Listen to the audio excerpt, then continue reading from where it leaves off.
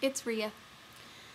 I am recording my portion of the Veronika Decides to Die project, and I wanted to start off by saying, amazing job, ladies, Jen and Morgan.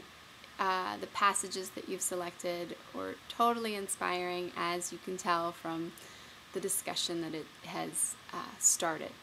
So I am very honored to be part of this, and I wanted to thank Paulo Coelho as well, because both times I read the book definitely gave me a lot to think about.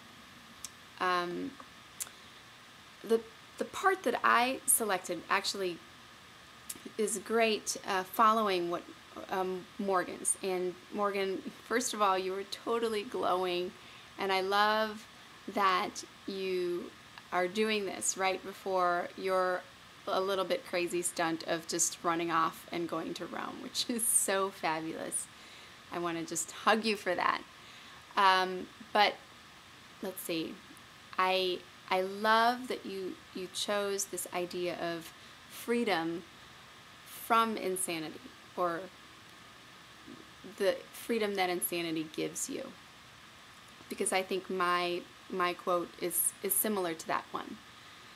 It's the part where Veronika really starts to voice some misgivings about what she's done, and she says she admits that she's beginning to enjoy the sun again, and the mountains, and even life's problems, and she starts to become aware that this meaninglessness that she's felt in her life was really no fault of anyone else but her own.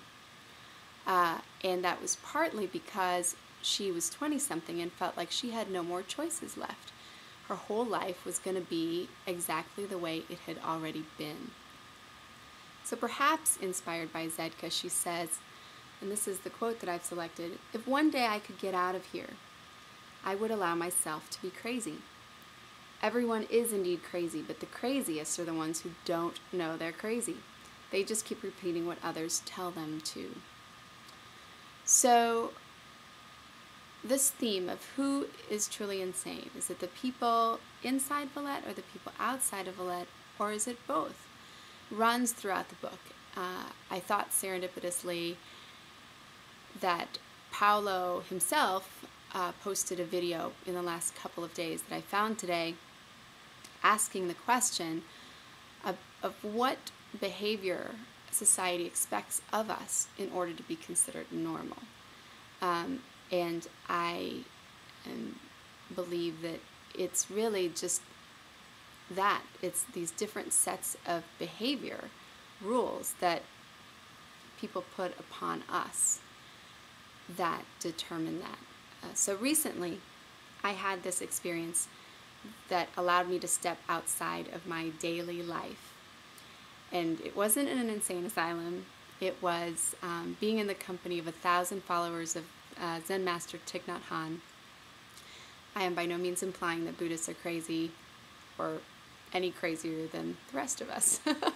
But the experience was similar to Veronika's, I think, because I had the realization that what I considered my normal behavior or myself is actually a product of my environment. So where I live, how I was raised, how I was parented, my past experiences, all of this conditioning is what has informed my sense of self.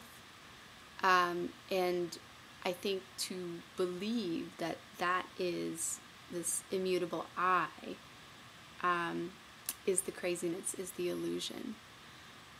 If I had been raised Buddhist in Vietnam, or if I had been raised Jewish in Israel, even though I am this person in the same body, I would think what's normal behavior and normal choices would be completely different. Even the differences between living in a suburban neighborhood versus an urban neighborhood, I think, is really different. I had a friend of mine say, "What's up with the people in the suburbs putting bows in their kids' hair?" And I thought that was a really, it speaks to the same point. It's like when you're in a group of people that puts bows in hair, you don't question it, it's normal. But if you're not, is it crazy? I guess the idea that Veronika and Paolo present in this passage, which really, really spoke to me, is that the craziest ones are the people, or the fish, that don't realize that they're in a bowl, that they're surrounded by water, and that that's all there is. There are so many people who will bet their life and put a stake in the ground and say, this is who I am. And I guess my question would be, really? Is that really true? Do you like the music that you like? Are you friends with the people that you're friends with? Have I chosen this hairstyle or the way I dress because these are truly my choices and that is who I am? Or is it a product of all of these outside influences and conditioning? Really. And there's nothing wrong with that. In fact, there's something really liberating and freeing about the fact that those things are not who you are. And at any point, you can choose to make different choices. So it goes back to Veronika's initial point. What caused her to actually try to end her life is that she felt like she had no choices left. When really, you have an infinite and limitless number of choices to be whoever you want to be. I can choose to cut my hair tomorrow. I can choose to wear Ann Taylor suits tomorrow. I can choose a completely different life tomorrow. And that brings about an incredible sense of freedom.